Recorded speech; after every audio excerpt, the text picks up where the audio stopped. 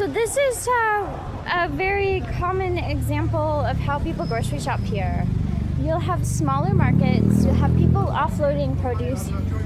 It's incredibly large and fresh, and everything's kind of kept in the open air. Even on our way to the main fresh market in town, I noticed that there were individual vendors with things like whole chickens and eggs, like right on the sidewalk, which I don't know how I feel about that.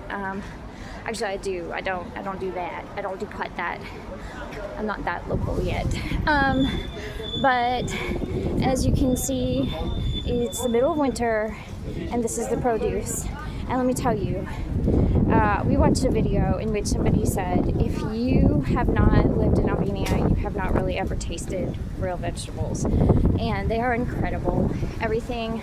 I was having a salad last night with Alan, and I was just eating green leaf lettuce. It wasn't iceberg, it was green leaf lettuce, which in the States, I have no use for that. It's like small dogs, got no use for that. But there was something about it. I was like, this is really, really incredible. I love this. I love having salad every night. And so our eating habits haven't changed a whole lot. We've always been very conscious of what we eat. We've always been very healthy, and Alan's very, very, when I met him, this is really like deeply personal, but like when he would fart, it would never smell. Okay, that's how, because he ate like the same 6 to 10 foods, like his entire diet consisted of the same 6 to 12 foods, because he had worked out. Like, he will sit down and work out how many grams of protein. He will also price out his sources of protein, so he knows per gram how much he's paying for it at what. And we're attempting to sort of like revive eating here, but we initially ate out a ton because we did not have our kitchen set up. Now I am all about the cooking, which honestly, my time budget at first I did not allow for it because it just takes me longer here. But the food is incredible, and my whole life I've heard everybody sing the praises of the Blue Zones and the Mediterranean diet, and I'm like, that seemed like such a big fuss back home. It seemed like back home I would have to sit down and devote considerable time, considerable mental effort to making sure that I would have that many vegetables, and then somehow it would just never quite work out. I think that the Mediterranean diet is as powerful as it is, and is long established and world renowned as it is, because of the precise combination of macronutrients. So I'm gonna put some like posts up with typical meals in our house now. And the thing is, I used to cook with recipes. I used to sit down and plan like, oh, I'm gonna make frittatas, then meatloaf, then that. I don't really do that so much here.